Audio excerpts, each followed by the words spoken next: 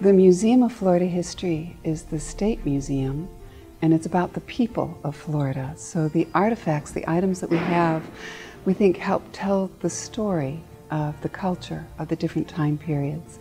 So the museum creates exhibits to kind of immerse you in the time period. But you also get to see the real item that people used to bring you back to them. My family and I come to the Museum of Florida History all the time, and I have to tell you, the other day my 10-year-old son was standing in front of the mortar in the Civil War section, and he was explaining how a mortar works. Like the cannon, you have to penetrate the enemy's fort, but the mortar, on the other hand, was used to get over the wall so they don't know what's hitting them. You penetrate that. And I was just thrilled to death because he was excited about it. You know, he could actually see it. He could have seen it in a book, but when he sees it right there in the middle of the floor, you know, he gets interested in it.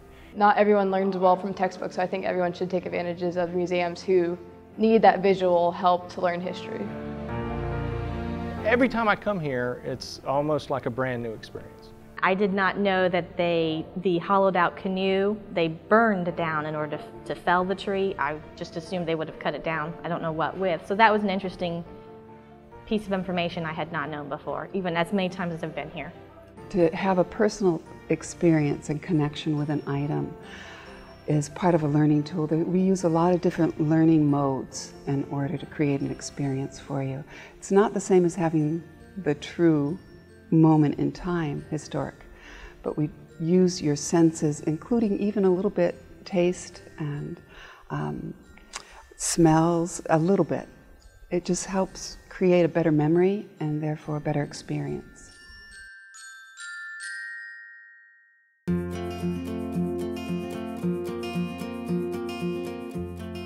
Seeing is believing.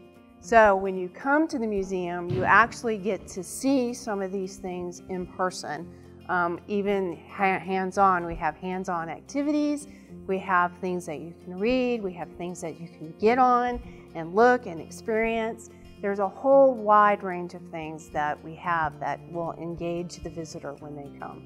We actually get the feeling of how it was years ago, instead of just seeing, learning about what it was. We want to feel and see how it was. Kids may not go in, they may be like, oh, like fun stuff in the museum, but then they're learning without even knowing they're learning. So like people don't always because in a textbook you're like, oh, I have to learn now. So museum's like a great way to learn in a fun way. I like to pull that thing and see that. I like to pull that thing and the water goes up.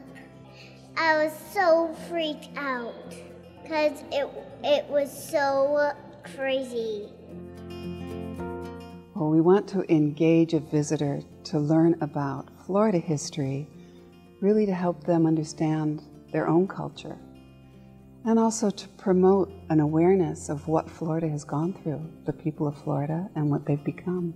I really like that it doesn't just teach history, but it teaches the local history.